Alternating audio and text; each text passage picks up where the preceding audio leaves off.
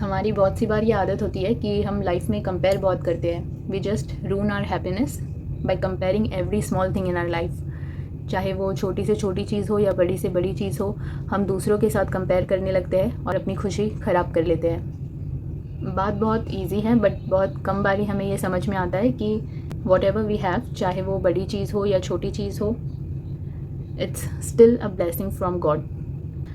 God हर इंसान के लिए जो सही है या जो चीज़ के लिए उसने मेहनत की है, उस हिसाब से उसे वो चीज़ें देते हैं। तो हमें कभी भी दूसरों के साथ अपना कंपैरिजन नहीं करना चाहिए।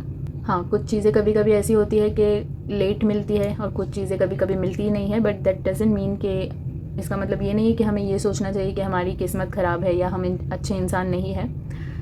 जो चीज़ें मिलती है वो भी हमें कुछ रीज़न के लिए मिलती है, और जो चीज़ें हमारे पास नहीं है वो बेशक हमें खुद से ही कमानी है।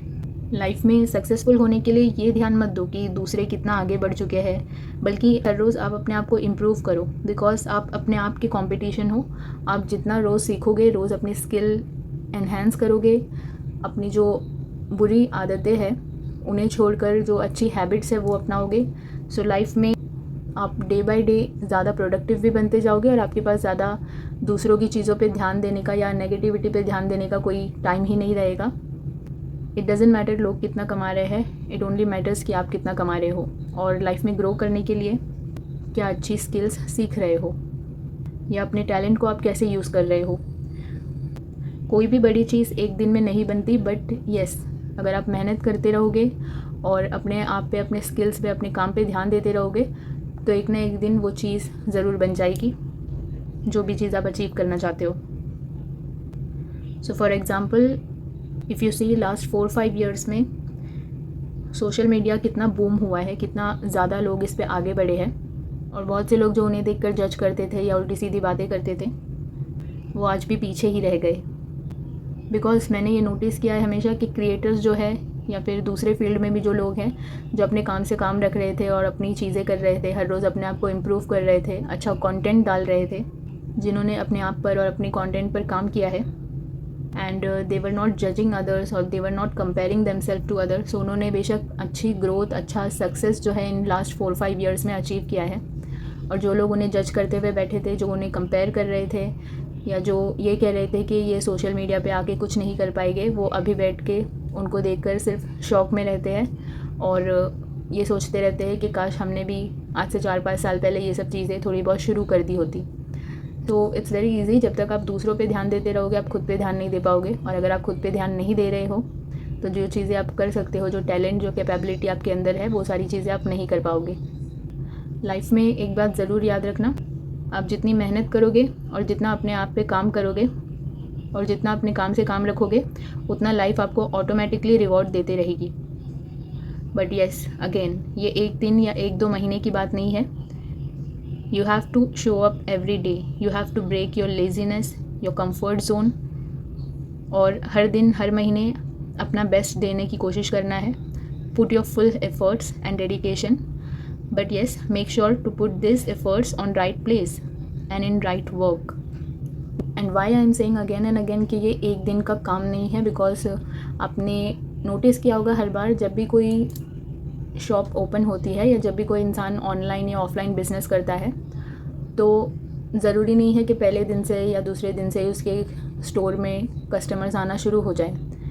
बहुत से दिन जो है वो सीखता है, बहुत से दिन उसको जो है ट्रायल एंड एरर्स होते हैं, बहुत से दिन कस्टमर्स नहीं भी आते हैं, बट जो वो हर दिन शो अप करता है, हर दिन आके अपनी शॉप ओपन करता है, या हर दिन जो है ऑनलाइन भी अगर उसकी शॉप है तो उस पर जो है एक्टिव रहता है, जिसकी वजह से एक ट्रस्ट बिल्डअप होता है, एक उसकी क्रिएटिविटी, एक उसकी प्रोडक्टिविटी दिखाई देती है, एंड उसके बिज़नेस में उसकी ऑथेंटिसिटी दिखाई देती है, जिसकी वजह से लोग उसके बिज़नेस की तरफ अट्रैक्ट होते हैं। और स्टार्टिंग के 1-2 हफ्ते या 1-2 महीने इतने कस्टमर शायद उसको ना मिले, बट उसके बाद क्योंकि लोग उसको नोटिस कर रहे होते हैं तो डेफिनेटली उसको कस्टमर्स भी मिलने लगते हैं और उसकी शॉप में अच्छे खासे जो है कस्टमर्स आने लगते हैं और उसका बिज़नेस भी चलने लगता है। So it's all about how much you are consistent and how much you are showing and putting efforts in your goals.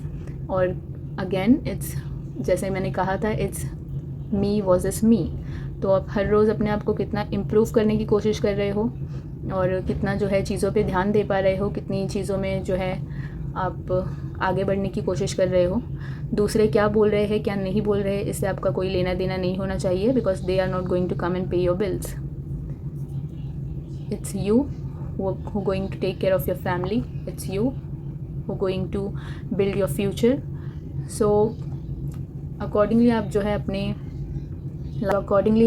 Life में स्टेप्स लीजिए और उन स्टेप्स पे, उन डिसीजंस पे आप शो अप करते रहिए. And definitely there will be one day in life जहाँ पे आप जो चीज़ें अचीव करना चाहते हैं वो आप अचीव कर ही लेंगे. अच्छा, अब बहुत सी बार ऐसे भी होता है कि बहुत लोगों की प्रॉपर्टीज़ या उनके लाइफस्टाइल या उनके ऐशो आराम को देखकर हम जो है उदास हो जाते हैं और हम ये सोचते हैं कि ऊपर वाले ने ये सारी चीज़ें उन्हें दी और हमें क्यों नहीं दी, ये तो बहुत अनफेयर है.